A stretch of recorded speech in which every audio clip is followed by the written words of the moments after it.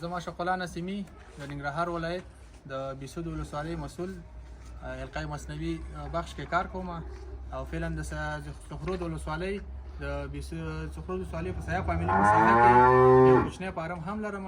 خرید فروش ورسره کوم. دغه موبیلیار نسلونه موږ په ساحه کې تطبیقوو او دغه د امپاسیبل غوی د لر سپینغر د کوفکس کفنۍ امپاسیبل لور ده او په دویم نس باندې په غاښ شپږ ده او اوس فعلا تقریبا د سویه چې 28 کیلو شده دا کوي 28 کیلو شده.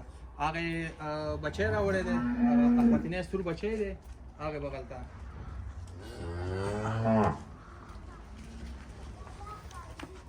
دا د لانګین بچی دی. دا د لانګین بچی دی ټول تقریبا د سویه چې دغه د 25 ورځو لنګه ده. دا بل بچی او دام د لانګین بچی دی. خیر د دې دغه بچی دی. ها او اوبه دې مرتل تاریخي او هغه دغه دی. ها ښه ډاکټر صاحب تا د شرکت ستنې چې دی ته خو په مشرقي زون کې د لر سپینغر دغه مې که نه نماینده مې صحیح.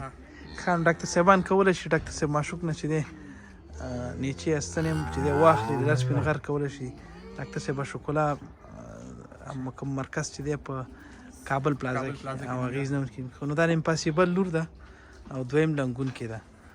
نو انشاءالله تعالی مخکینی زمونږ کومې ستنې چې موږ راوړې وې هغه بوجي په نامه غویان وو. ښه دا بلار به ده دا اوس بلار به ده. دا تقریبا د سویه وه چې د کې یو 25 ورځې لنګون کې پاتې او په 15 کیلو باندې مې وچه کړله. 15 کیلو شیدې کول دا مې وچه کړله. صحیح. او دا هم فرانسوي دا F1 دی که نه؟ دا F1 ده. دا مې F1 ده. دا F2 ده. ښه دا F2 ده. ښه په F2 کې د غولانځې تغییرات ډېر زیات دي.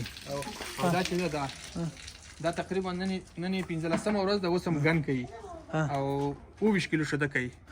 دغه بچی دغه دا بل دا کم نه دا کم د ډاکټر صاحب دا یو جرسي غواته پخواني هغه بوجي ستنې وې او افغان ستنې هغه ورته تطبیق شوی دا موبیلیار ده تقریبا نو دا خو دا دغه د جرسي ته خو دی او جرسي سره چې اکثر رنگونه سره ګډ شي یا تور راځي یا د سور غوندې راځي دا دغه یو د دې ما خپل لاس باندې تطبیق کړی په خپل پارن کې دغه بچی را لنګین بچی هغه صحیح دی یعنی د رنگ موضوع چې د روس اصلاح کیږي کله نه او دغه چې دا فرانسوي نسل ده. ها دا هغه وخت کې الټا نسل چې موږ وړي هغه الټا نسل ستنده ده. صحیح. او دا چې دا منبلیار نسل ده. ها کوپکس هغه دی. دا مول نسلو F1 چې دی. F1 دی او ها اوس تقریبا د سوي چې د 40 کیلو 23 کیلو شته کوي دا وسه 3 میاشتې لنګه ده. خدرې مشه 43 کوي 43 کیلو په ضمانت سره کوي. صحیح. او دغه امریکایي الټا نسل وکنه او دا اول ځل دویم ځل دی.